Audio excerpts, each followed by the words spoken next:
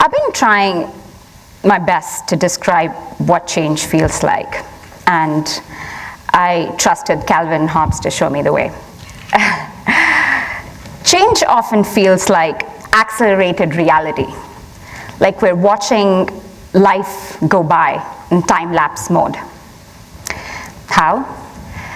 Rapid change tends to distort our sense and scale of time, sometimes speeding it up when you don't want it to, sometimes slowing it down when you don't want it to. Thanks to Bill Watterson and my own anecdotal reflection, I have some validation for this. When I first entered the job market fresh out of grad school in 2015, I'd applied for an entry-level position at Boston O.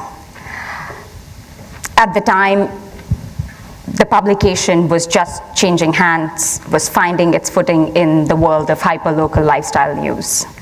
Since then, we've grown a lot, meandered a little bit, changed a whole lot.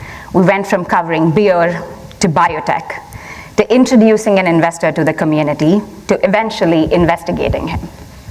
So a lot had happened, but let's backtrack a little bit and take a short detour. I emerged in this country in 2013, feeling young, hungry, invincible, brimming with the kind of exhilaration that comes only from feeling exclusive. I had won the prestigious Wall Street Journal Fellowship, and that year I was the only journalist in all of Asia to have won a full scholarship to a master's program at NYU. I needed to sit down and realize that someone had just taken a $100,000 bet on me. So once that moment passed, the exhilaration came back up. And I realized that I was arriving here in the aftermath of financial recession with the will to make the way, because someone had told me that the pen is mightier than the sword. Outside my happy bubble of cliches, though, Jeff Bezos was buying the Washington Post for $250 million, or what is loose change for the man. And that was just the beginning. Within 6 months of that, in May 2014, the largest media company in the world, Time Warner, had just split its magazine business into a separate entity. And I started my internship in the freshly minted online team of Money Magazine. Every day I got to work with the unrelenting enthusiasm only interns have, to a newsroom that looked like a bird taking its first flight.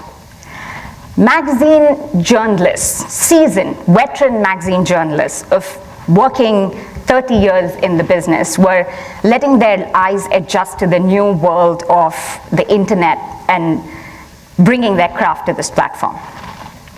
Monthly deadlines shrunk to weekly, more words became pictures, and thoughts were rushed to tweets.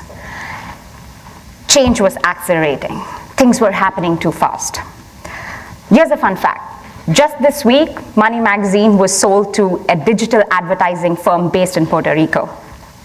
The 40-year-old Time Money Magazine was sold to an ad publication in Puerto Rico. But that's the design of change, isn't it? It's invisible until it's inevitable. You do not see it until you cannot unsee it. So when I graduated after this internship and started interviewing for jobs, I realized that my value and worth became enmeshed with who I was rather than what I could do. I went from being a Wall Street Journal fellow to a J School grad student to a brown woman in tech media within 1 year. Meanwhile, in my personal life, in my social life, I was still awkward holding chopsticks or discussing the weather with a feverish passion that Americans love to do.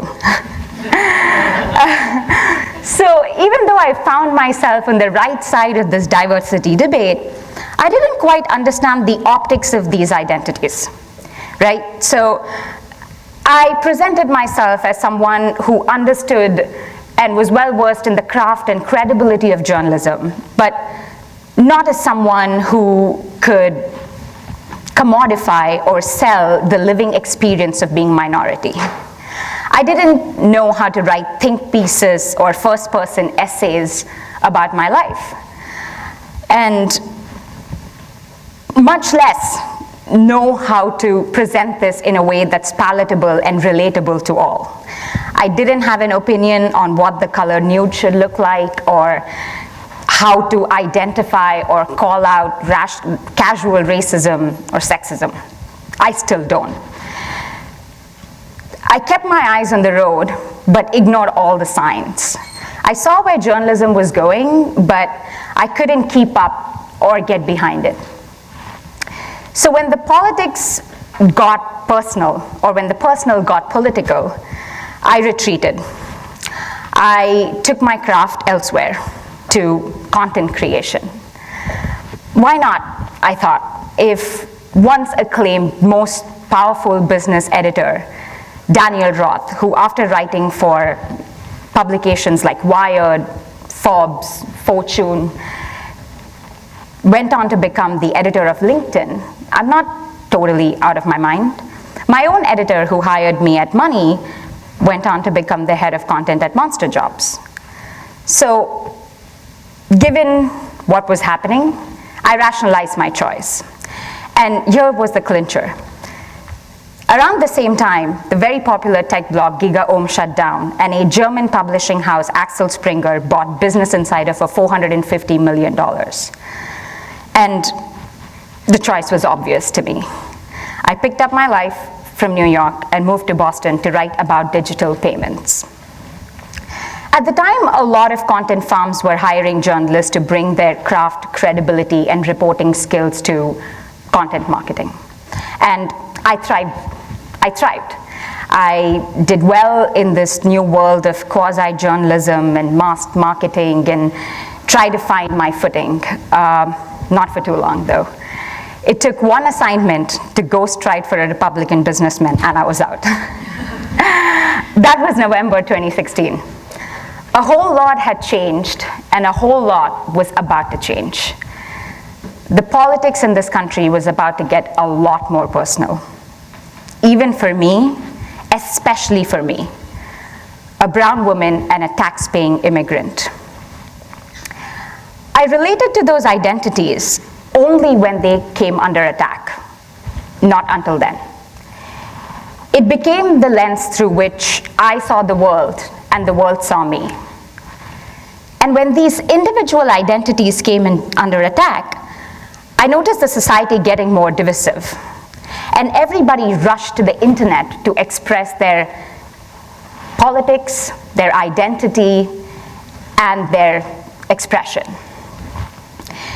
But what remains to be the only platform for democratic debate also became the platform where that anxiety was going to be immediately extracted and exploited. As data became the new oil, I noticed my hands getting a little greasy. I was working as a writer and researcher for a consumer data insights company. I was telling stories of how, where, when, who, what was buying things, making purchase decisions. I was hypnotically scrolling through Twitter feeds trying to decode emotions out of words and figuring out what all of this means for Amazon or Whole Foods or some other brand. And this was around the time when the Facebook data scandal came to light. And it is still not off the light. But when this started happening, I felt complicit. Complicit in the same way business journalists who didn't see or do anything about the imminent financial recession felt complicit. By lionizing those we should be critical about. And as I saw big tech polarize the world, that made me feel guilty. And as the saying goes, and I'll stick to this flow of cliches, you can take the journalist out of journalism, but not the journalism out of journalist. So the final blow came, this time dressed as an opportunity. I had an option to either keep my job, which paid twice the amount of salary, half the amount of hours, and keep doing what I was doing, that is mine consumer data, or take charge of Bostono as its editor. Very different from the time when I was applying for that entry-level position. And here I am today, driving the bus I once wanted to board, this time with the GPS in my hand. I felt powerful, I felt confident. But it took me a second to realize that that was just 4 years ago. 4 years is not a long time.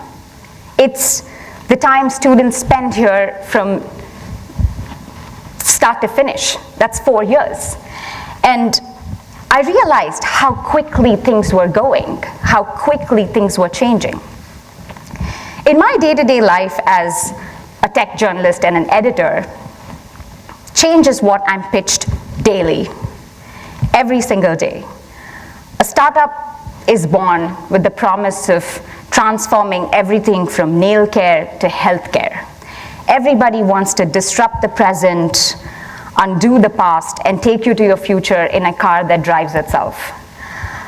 And as someone who does this daily and has the front row seat to the real-time tech makeover, I can tell you that while it is exhilarating in parts, it's equally overwhelming and in parts a bit too much. So if change is really as irreversible and as powerful as they say, and if the future is really full of sentient refrigerators and brain-machine experiments, let's remind ourselves to slow it down a little bit, to watch where we're going, to proceed with caution. Otherwise, pretty soon, everything will be different, and we will not know how we got there. Thank you.